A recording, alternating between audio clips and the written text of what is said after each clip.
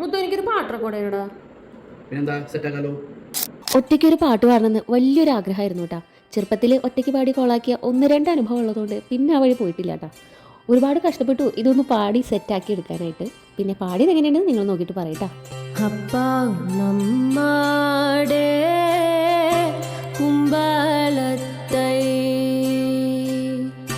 அம்மே நம்மாடே சிரகத்தை